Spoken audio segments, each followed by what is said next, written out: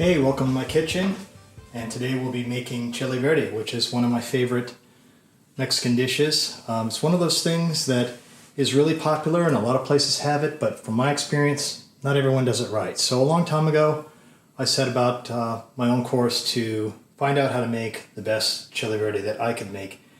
It may not be the way that everybody makes it. It's one of those things that every family makes differently, but I found this recipe is pretty solid. It works for me every time, and it ends up being pretty tasty, and it's not too difficult to do.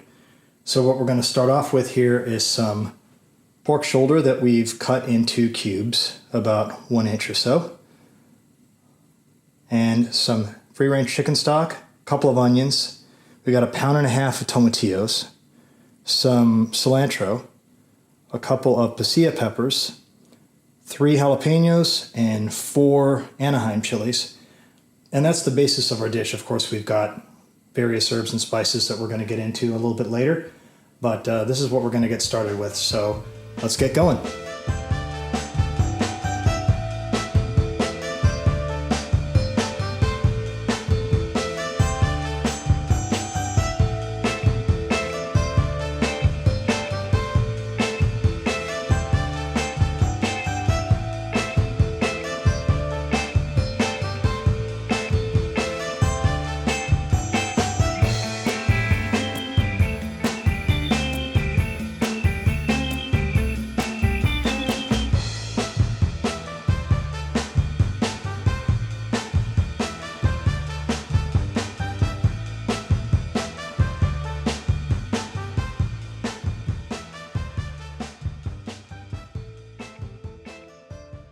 You can see here that these are pretty much done. They're charred on either side. Put them over in a bowl. You want to put them in a bag at some point, but you don't want to do that right away because they are so hot right now that they will actually burn through the bag.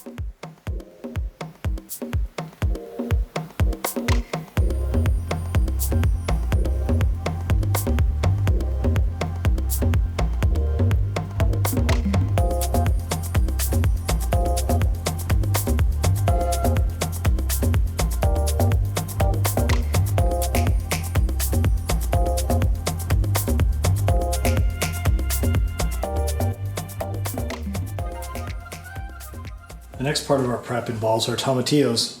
And if you're not familiar with these, they're like little green tomatoes with this papery cover over them. You just peel that off. And these sometimes have a little bit of stuff on the inside, and they're also sort of sticky. Once you get the coating off of them, they're really kind of sticky. So what you want to do then is rinse them underneath a little bit of water and clean off the outside.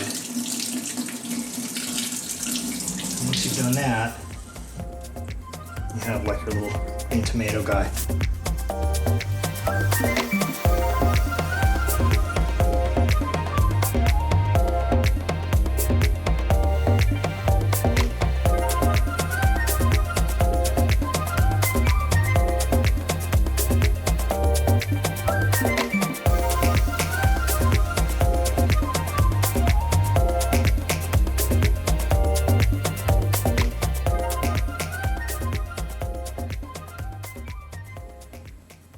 So while we're peeling and washing our tomatillos, we're letting these chilies steam.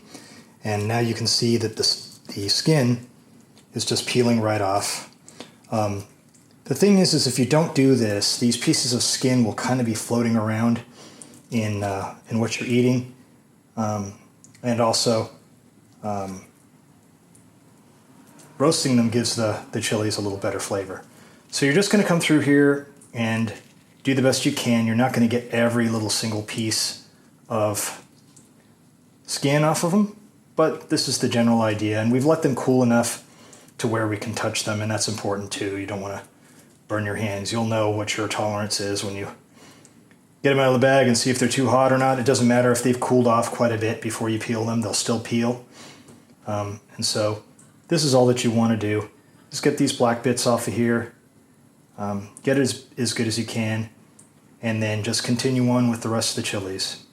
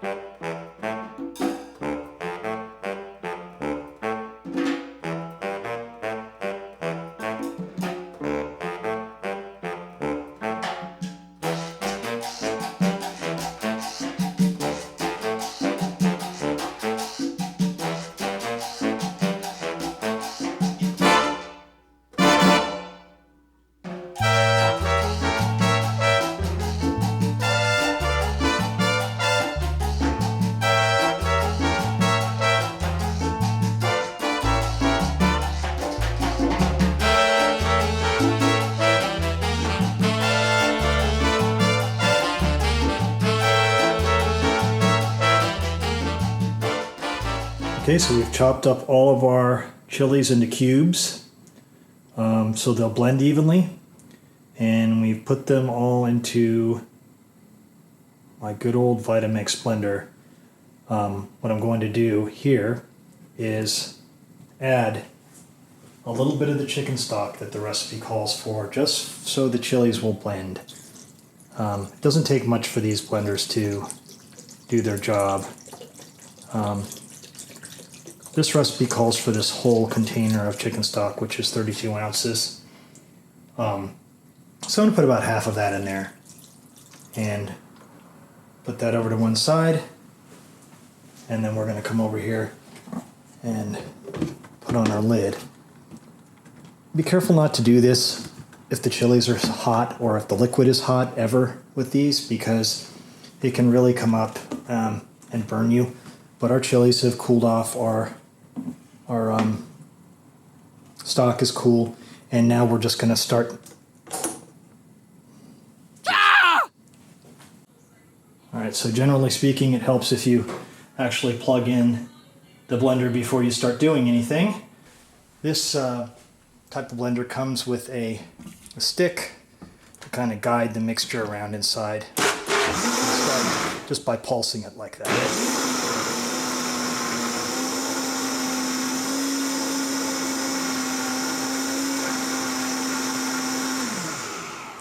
You can see it does a really good job. It mixes up everything nice, and now we've got part of the basis for our sauce. Okay, so now we're getting ready to brown our meat. We put a little bit of vegetable oil in the bottom of the pot. It's about, I'd say about a quarter cup. I'm not really big on measuring carefully. Just enough to coat the bottom of the pot. And we're going to start putting in our pork. We're going to cook this in batches because we don't want there to be too much in the pot. So that's about right. And once we get that going, we're going to get our spoon and just move it around a little bit, get it spread out so all the pieces are touching the bottom of the pot. That looks about right. And then what we're going to want to do after that is to our salt and our pepper. I don't measure the salt. A lot of recipes have you measure the salt. I don't do that. I just sprinkle it on to coat it. So there's enough where you can see the salt on the meat. Not too much. That's probably about, I'd say, a teaspoon. And then you're going to go with your black pepper. I'm going to have to do this left-handed so you can see. But just, again, just to coat it. And I do this with each batch. That way I make sure that all the batches are coated evenly. Okay, next we're going to add our ground cumin. And again, not measuring, but just keep in mind that cumin is a pretty strong flavor, but it's also really important to the flavor of these kinds of dishes. So again, just enough to coat. And then we've got a little bit of Mexican oregano. It's important to use Mexican oregano because it has a stronger flavor. Regular oregano could work, but it's not going to taste the same. Again, just a little coating. It doesn't really matter how even we are at this point because we're going to mix it now. We're going to take our spoon and just give this a stir.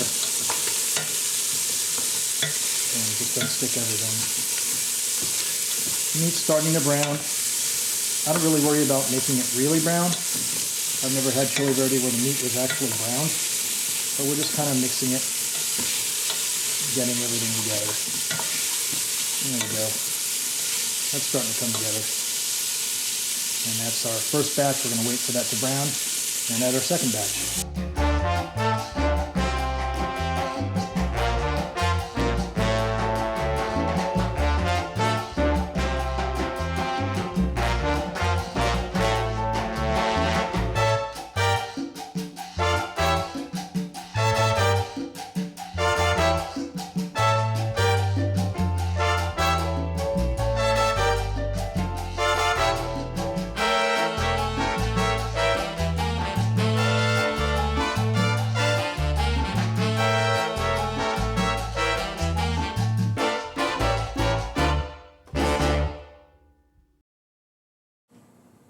Okay, now we've browned all of our meat, and now you can see that there's a little bit of that good brown stuff on the bottom. The French call that fond. And we don't want to get rid of that. We want to use it up. So we're going to take all of our meat now and dump it back in. Like that with all the juice.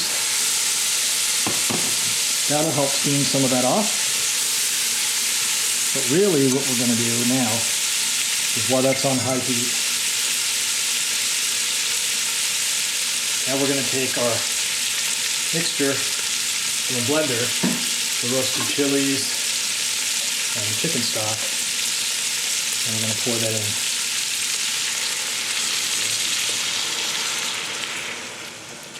Now remember, that's not everything that we're going to add to this. This is just the first stage. You can use a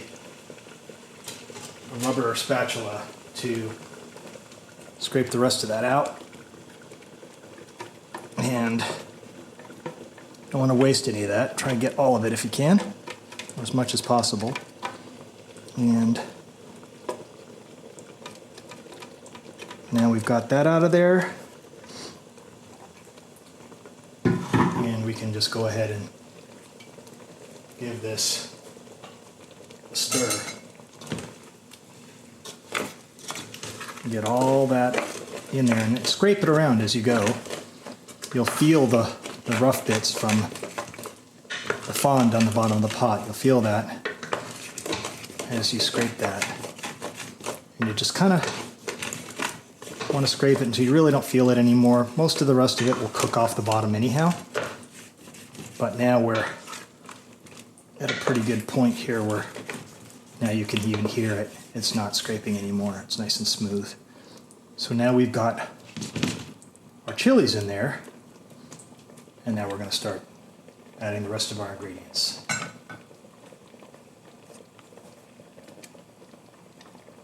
So now our chili mixture and the pork is simmering away, and we're going to start working on the next phase, which is our onions.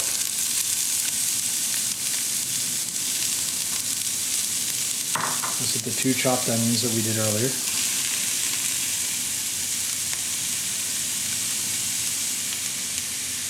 And we're going to let those go for a bit.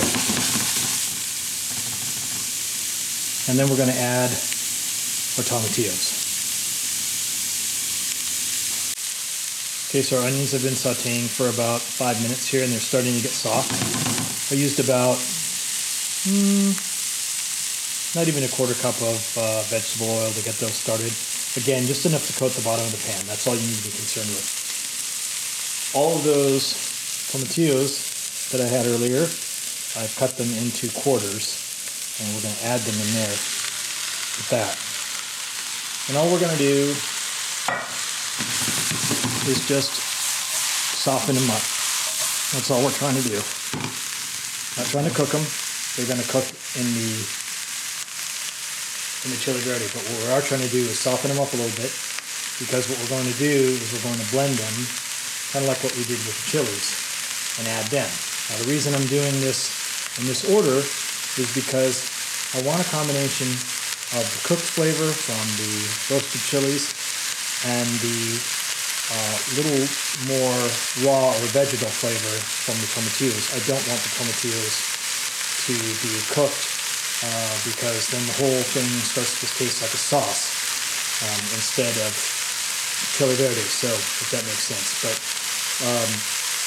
this is the way that I like to do it, mixing the raw ingredients with the cooked ingredients and then letting them all simmer together.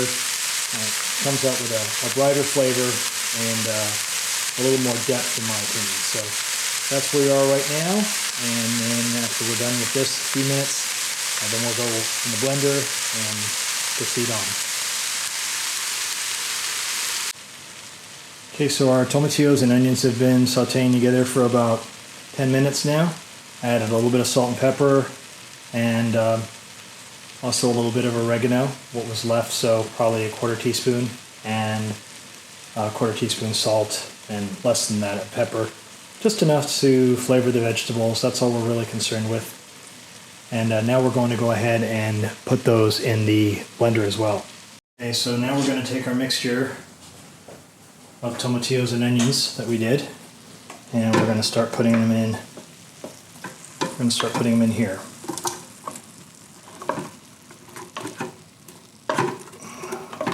In the same blender that we blended our chilies in.